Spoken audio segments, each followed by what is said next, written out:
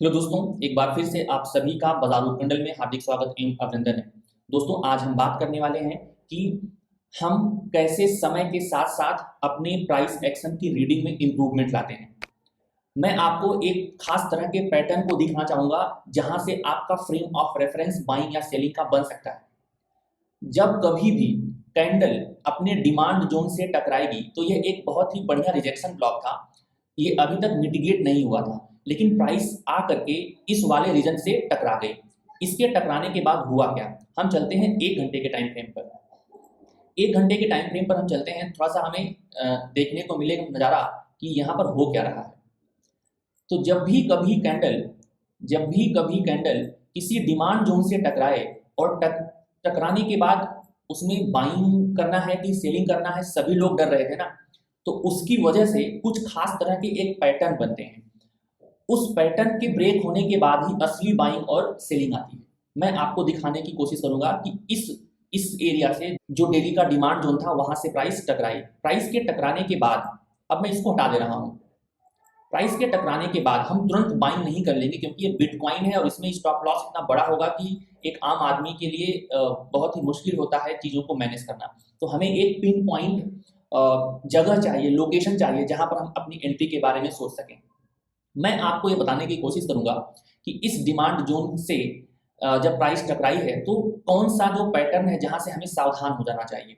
मैं आपको एक ये जो हैमर है, जो ये नीचे की वीक है और उसके जस्ट बाद ये जो बड़ी सी वीक है, अब इसका हाई और लो इतना इंपॉर्टेंट हो गया है कि इस हाई और लो के बिना ब्रेक किए, बिना इंगल्फ किए प्राइस कहीं भी नहीं जाने वाली है। अब जरा इस चीज को समझिए। तो हम क्या वेट करेंगे, जब हमारे पास एक ऐसा प्राइस बन गया है तो हम वेट करेंगे कि इसका हाई टूटे या इसका लो टूटे, इसका वेट करना है।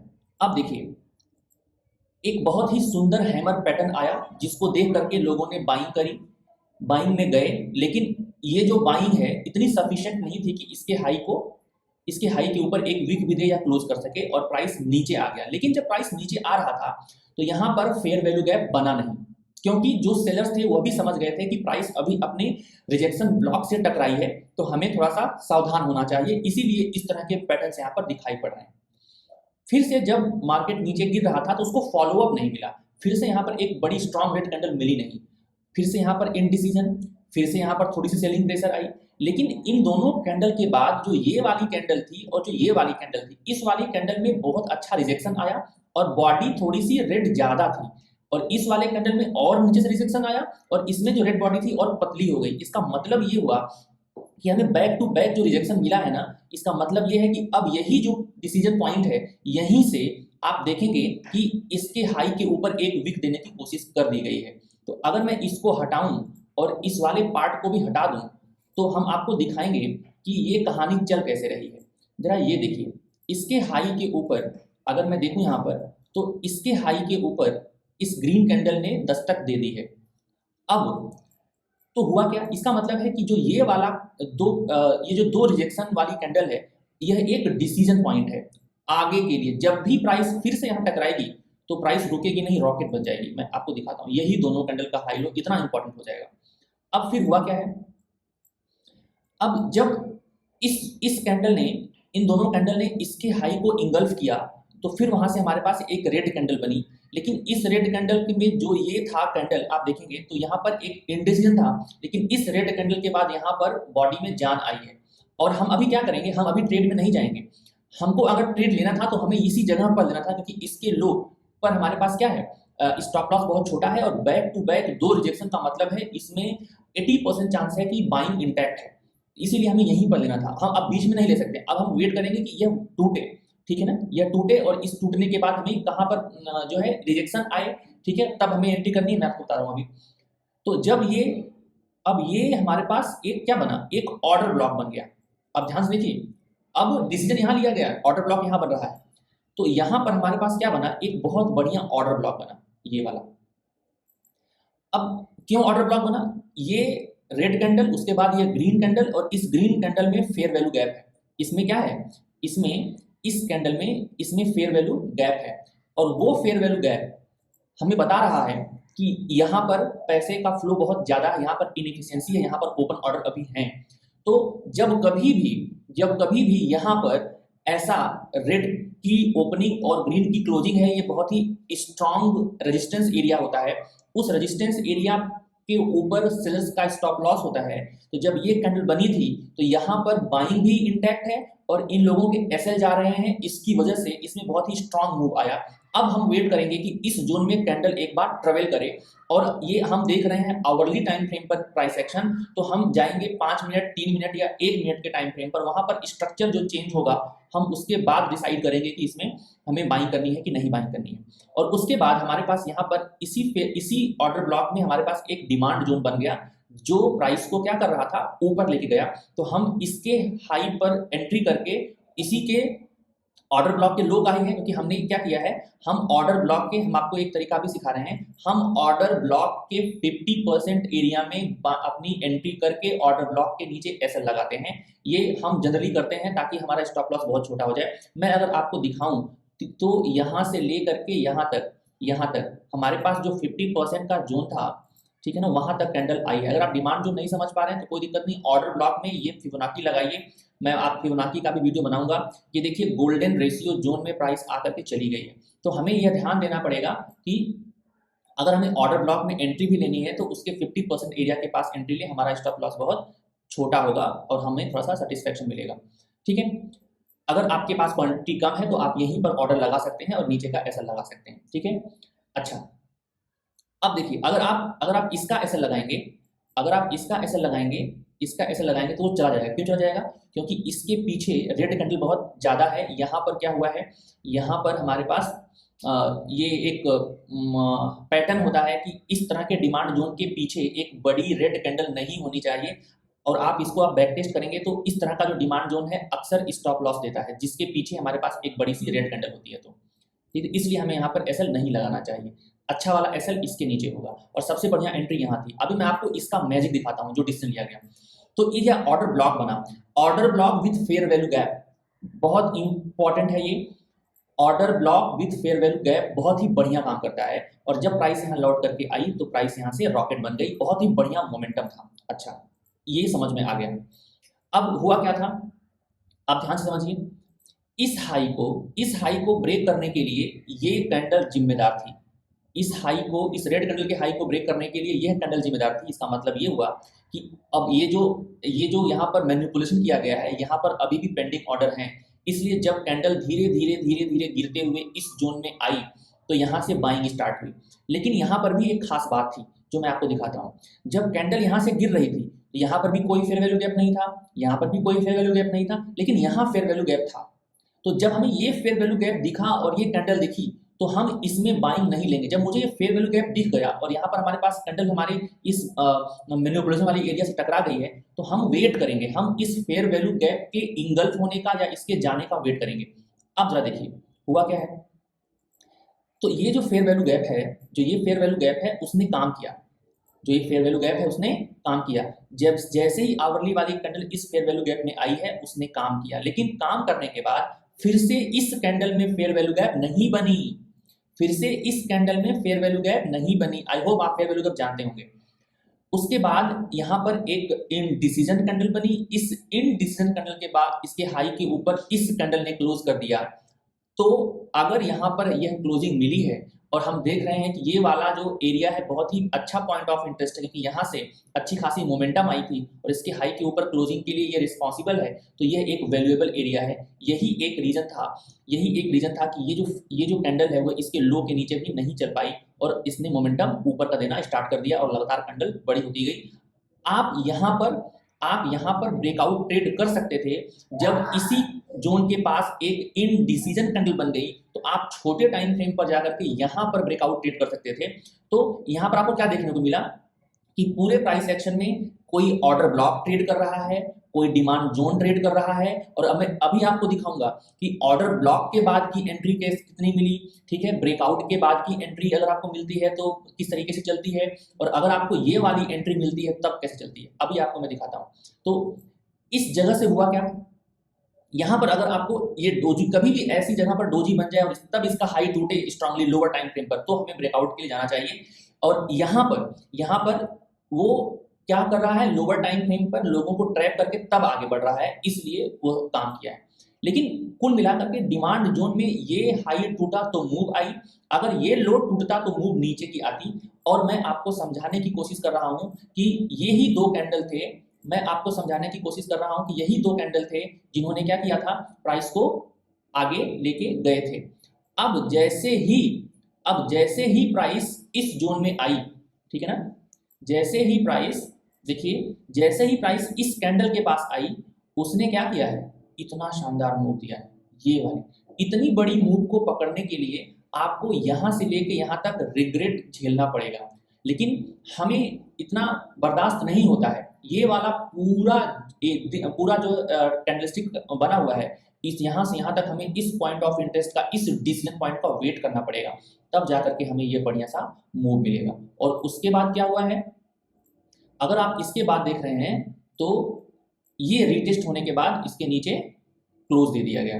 यहाँ से आया क्यों है, यहाँ से क्यों लौट कर आया, क्योंकि यहाँ पर देखिए, यहाँ पर एक बहुत ही बढ़िया आवरली टाइम फ्रेम पर ही रिजेक्शन देकर के इसके लो की, मतलब ये बहुत ही, इस रेड कैंडल ने इस ग्रीन कैंडल को इंगल्फ कर लिया, मतलब इसके पीछे कुछ तो था, इसके पीछे कुछ तो था, ठीक है ना, जो इसको बनाया प्रेशर के नीचे जाने के लिए। और इस कैंडल ने क्या किया है, यहाँ पर जो लिक्विडिटी थी, यहाँ पर जो लिक्विडिटी थी, जहाँ से अच्छी मूव आई थी, इसके नीचे अपना विक भेज दिया है, ठीक है। तो इसलिए ये वाली एरिया भी बड़ी इंपॉर्टेंट हो गई है।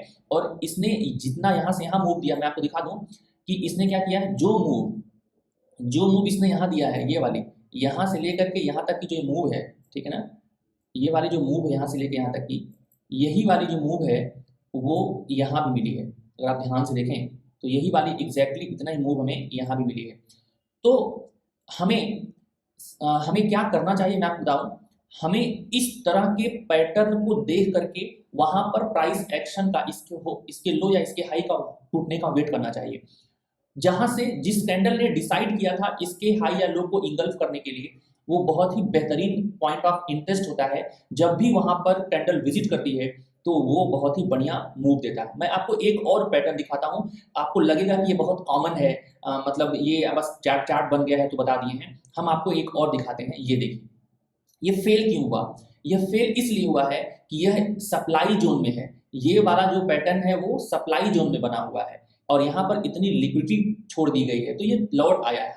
हमें सप्लाई जोन के पास ये नहीं देखना है, यहाँ पर इसके हाई के पास, इसके हाई के पास, इसके हाई के पास, इसके, आप डेली पर देखेंगे, यहाँ पर क्या, डेली पर आप देखेंगे यहाँ पर एक सप्लाई जोन है। मैं आपको दिखा दूं, डेली पर मैं आपको मार्क कर दूं, डेली पर ये सप्लाई जोन है यहाँ पर, ठीक है ना। इस वाले यहाँ पर मैं एरो लगा दूं, यहाँ पर हमारे पास डेली टाइम फ्रेम पर आप देखेंगे तो हमारे पास यहाँ पर एक सप्लाई जोन है, जिसे आप अच्छे से समझ पाएंगे। आ जाओ डेली टाइम फ्रेम पर। तो डेली टाइम फ्रेम पर अगर हम आते हैं तो आपको दिखाते हैं कि यहाँ पर एक सप्लाई जोन है, बहुत अच्छा सप्लाई जोन है, जिससे वो काम नहीं हो पाया। कहाँ गया डेली टाइम फ्रेम, ये देखिए डेली टाइम फ्रेम पर। तो डेली टाइम फ्रेम पर जो आपको मैं समझा रहा था नीचे, यहाँ पर जो मैं आपको समझा रहा था वही चीज सप्लाई जोन के पास बनी है, तो इसीलिए बाइंग साइड का काम नहीं किया है। लेकिन ये बहुत ही अच्छा पैटर्न बना है। अगर ये बाइंग साइड का काम नहीं किया तो ये सेल साइड का काम करेगा। क्यों? क्योंकि सप्लाई जोन के पास बना। अब चलिए इस पर हम लेते हैं, इसको डिस्कस करते हैं यहाँ पर।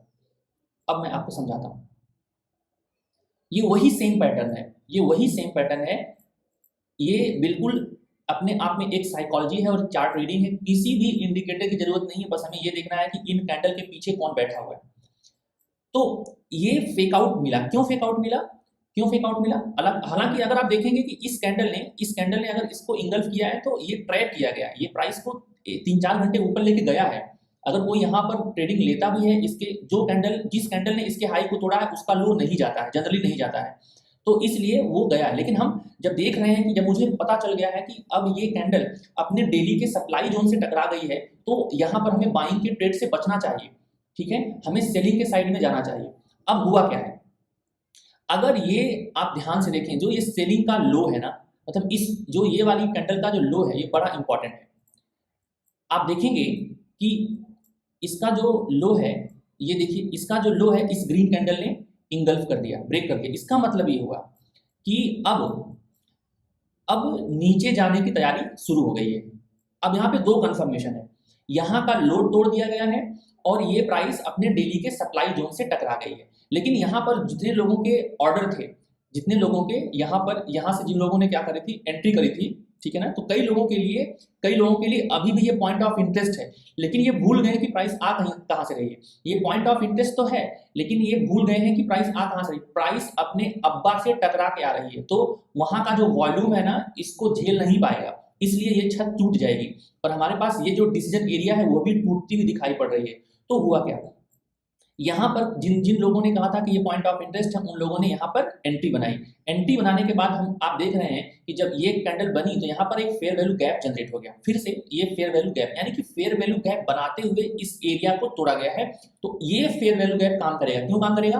पहली बात तो इस डिसीजन एरिया को तोड़ा गया है, दूसरी बात फेयर वैल्यू गैप बना, तीसरी बात यह अपने डेली टाइम फ्रेम के सप्लाई जोन से टकरा के आ रही है। तो यहाँ पे 3 कंफर्मेशन है।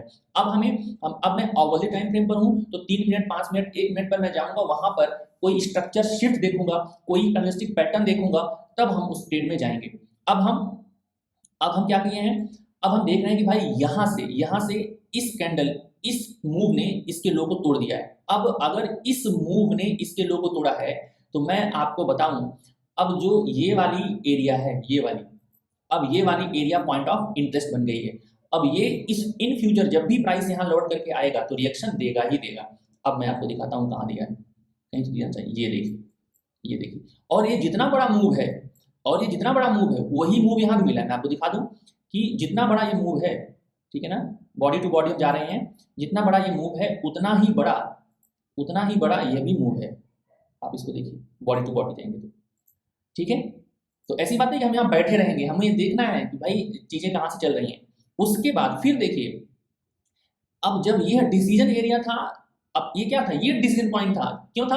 क्योंकि इस डिसीजन पॉइंट ने इस डिसीजन पॉइंट को ब्रेक किया है। तो अब क्या हुआ, यह एक डिसीजन पॉइंट था, यहां से प्राइस टकराई तो यहां पर चली आई। अब क्या हुआ, अब हमारे पास ये देखा गया कि जब तक इसका हाई नहीं टूटेगा तब तक यहाँ पर बाइंग बड़ी मुश्किल होगी, ठीक है ना। लेकिन हमें यह भी देखना पड़ेगा कि कैंडल जब नीचे चली आई है तो टकराई कहाँ है। कैंडल जब नीचे चली आई है तो टकराई है अपने एक बहुत ही बढ़िया फेयर वैल्यू गैप से, यहाँ पर, ठीक है, यहाँ पर। और यहीं पर क्या था, वो वाली एरिया थी जहां से ये प्राइस अच्छे से मूव करी थी।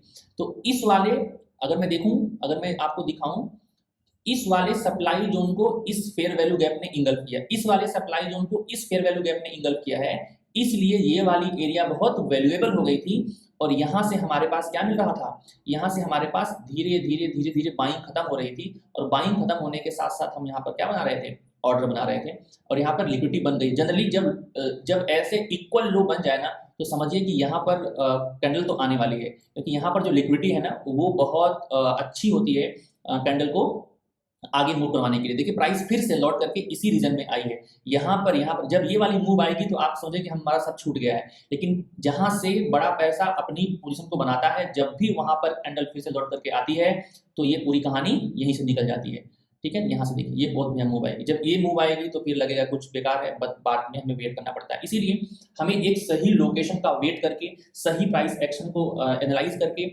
हमें वेट करना होता है, तब जाकर के हमें अच्छे से पैसे मिलते हैं। क्योंकि हम बड़े पैसे को फॉलो करते हैं, अगर हम बड़े पैसे को फॉलो करते हैं तो बड़े पैसे से एक कदम पीछे चलते हैं। इसीलिए छोटे पैसे वालों को ब्रेकआउट ट्रेड नहीं करना चाहिए, क्योंकि वो जो घाव है प्राइस एक्शन मतलब ब्रेकआउट के लॉस का जो घाव है ना, वो आम आदमी झेल नहीं पाता है। और मुझे ऐसा लगता है, मैं अपने अगर पर्सनल एक्सपीरियंस से बताऊं तो 90% जो ट्रेडर हैं वो लॉस में सिर्फ इसलिए हैं कि वो ब्रेकआउट ट्रेड करते हैं, वो उनके पास फोमो होता है कि प्राइस यहाँ लौट करके नहीं आएगी, ठीक है। ये जितना फॉरेक्स मार्केट में सारी चीजें हैं वो सब सप्लाई और डिमांड पर चलती हैं। इंडियन मार्केट में भी चीजें सप्लाई और डिमांड से चलती हैं, वहां मैं प्रूफ कर सकता हूं। पहले मैं जब सीखा था, एक लगभग 8-10 साल से उनका अपना यूट्यूब चैनल है और बहुत सारा उनका फैन फॉलोइंग है और बेस है। जब मैंने उनका कोर्स लिया था तो मैं आपको सच बताऊं, उन्होंने कहा था कि सप्लाई और डिमांड इंडियन मार्केट में नहीं चलता है। लेकिन जब मैं सप्लाई और डिमांड सीखा और मुझे उसमें इंटरेस्ट आया और मैं जब बैक टेस्टिंग स्टार्ट किया तो मैं देखा कि सप्लाई और डिमांड इंडियन मार्केट में भी बहुत अच्छा काम करता है और बहुत ही बेहतरीन काम करता है। वो आपको काम करता हुआ दिखाई तब नहीं पड़ेगा जब बड़ा पैसा अपनी एक्यूमुलेशन कर लेगा, तो फिर वो रुकता नहीं है, तब वहां पर प्राइस लौट करके अपने डिमांड जोन में नहीं आती है। लेकिन एक लोकेशन होती है, जैसे मैंने आपको ये लोकेशन सिखाया, जैसे मैंने आपको ये वाली लोकेशन सिखाया, जब ऐसी जगह पर प्राइस आती है ना, तो बहुत ही बेहतरीन ढंग से काम करती है। तो वो हमें जोन पहचानना पड़ता है। आई होप आपको ये मजा आया होगा, आपकी आंखें खुल गई होंगी कि वही एक पैटर्न जहां से हम देख रहे हैं, यही एक पैटर्न, और फिर हम सप्लाई डिमांड और फेयर वैल्यू गैप का यूज करके कैसे पॉइंट ऑफ इंटरेस्ट ढूंढ रहे हैं, और जब भी उस पॉइंट ऑफ इंटरेस्ट के पास आ रहा है जो है कैंडल, तो कैसे रिएक्ट कर रहा है। और मैंने आपको ये भी बताया कि यहाँ पर क्यों रिएक्शन आया, क्योंकि यहाँ पर एक सप्लाई जोन था जहां से यह डिसाइड किया गया कि इस कैंडल का जो यहाँ पर एक डिसीजन पॉइंट था पहले का पुराना, उसको तोड़ दिया जाए। इसका मतलब है यहाँ पर बहुत अच्छा खासा वॉल्यूम प्रेस हुआ है इस लो को तोड़ने के लिए। उसके बाद फिर क्या हुआ, रिवर्स कर गई मार्केट और इस वाले पूरे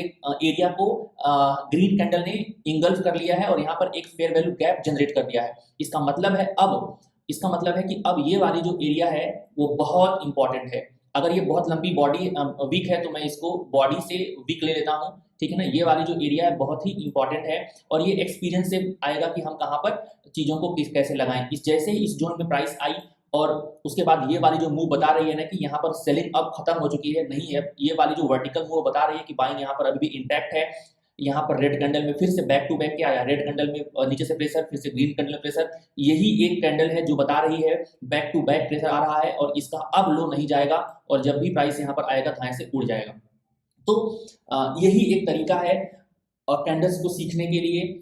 और मैं आपको बताऊं इसमें टाइम लगता है और आपको चार्ट से दोस्ती करने में वक्त लगता है, ठीक है। सबसे पहले आप सीखेंगे, आपसे चीजें छूटेंगी, फिर आप प्राइस बनने के बाद फील करेंगे। तो धीरे धीरे धीरे आपके दिमाग की जो मसल पावर है, ठीक है ना, वो बढ़ती जाएगी, चीजों को याद करती चली जाएगी। फिर आप धीरे धीरे लाइव मार्केट में भी इस चीज को पढ़ने लगते हैं। तो इसमें समय लगता है और समय लगाएं और अपने पैसे को बचाएं और एक बहुत ही बेहतरीन ट्रेडर बने। जय हिंद, जय भारत।